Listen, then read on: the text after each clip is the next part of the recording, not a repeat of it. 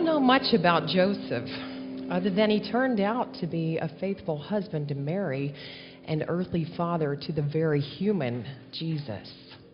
Joseph was probably aware of his connection to the lineage of Abraham, the one with whom God had originally made his covenant. But could Joseph have any idea how the God he loved was about to invade his otherwise ordinary life?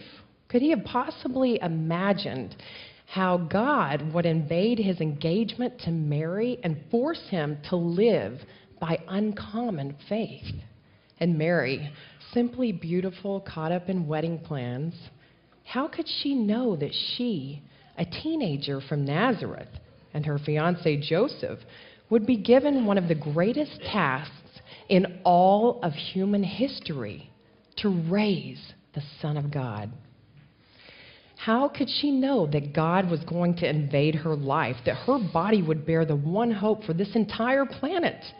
Could you tell by looking at her? What was it that God saw? Was there something special about her? Or is what makes her so special the fact that she was just like you and me? When God decided to bring Mary up to speed on his plans, he sent an angel to deliver the news. And this wasn't one of those cute little naked babies with wings that you see in the Baroque paintings. This was a mighty messenger of God, a warrior in his army, a citizen of heaven.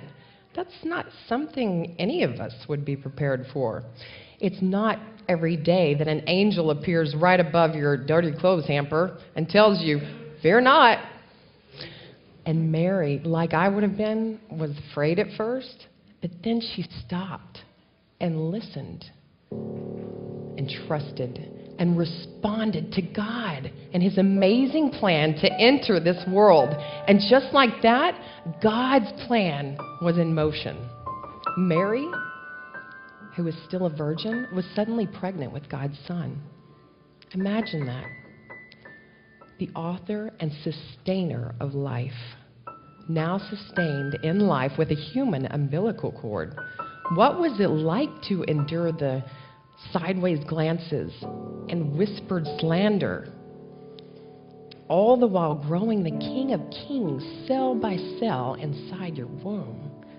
I think it took all that Mary had and ever expected to have.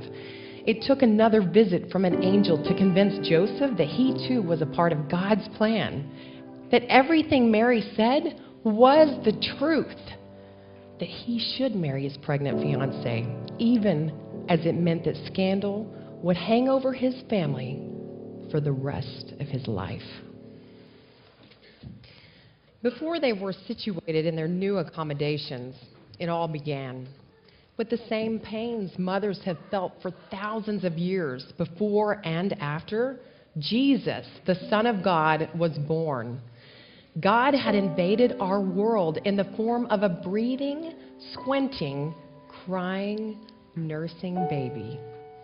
Here is one of the greatest mysteries of the universe. The idea is downright shocking when you consider it.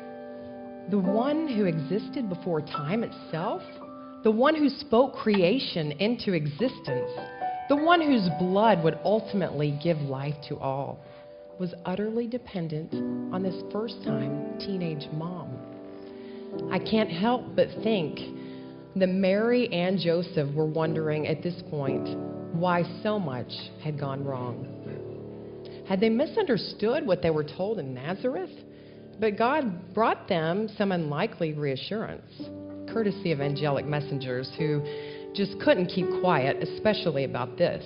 Almost immediately, they filled the crisp, clear skies over a forgotten field, not far from where God's invasion had taken place, and offered a spectacular invitation to a bunch of shepherds who had never been invited to much of anything, let alone the single most important baby shower in the entire history of the world. The shepherds didn't need to be asked twice. They ran right to the place the angels had told them he would be. And there he was. It was unlike anything they might have expected. If they had been hoping and dreaming about the arrival of the Messiah, no doubt palaces and temples, processions, and celebrations filled their imagination. But this was a normal baby in the arms of a couple working-class kids from Nazareth. Confounding all expectations, the Savior of the world lay vulnerable before them. Their response was immediate. While rabbis who had spent their lives preparing for this moment slept, while the innkeeper counted his receipts, while King Herod paced back and forth in his palace, a few sheep herders recognized their Savior and fell to their knees and worshiped him. They worshiped the baby Jesus. God had successfully invaded the hearts of some unsuspecting common laborers, and soon others would follow. Simeon the priest, then Anna the prophetess, then a few astronomers, then a few fishermen, then a few prostitutes, then a few tax collectors, and so on and so on. God's invasion would continue. Every day, more and more people recognizing their Savior. Every day, more and more people missing him. Every day, people worshiping him with their whole lives. Every day, people looking to fill the hole in their lives with something other than him. Every Christmas, more and more people get it. Every Christmas, more and more people miss it. What about you? The invasion continues. God is still drawing unsuspecting people to a little manger in a back alley in Bethlehem and introducing them to the Savior of the world. Will you find him there? Will you let him invade your Christmas? Will you let him invade your life?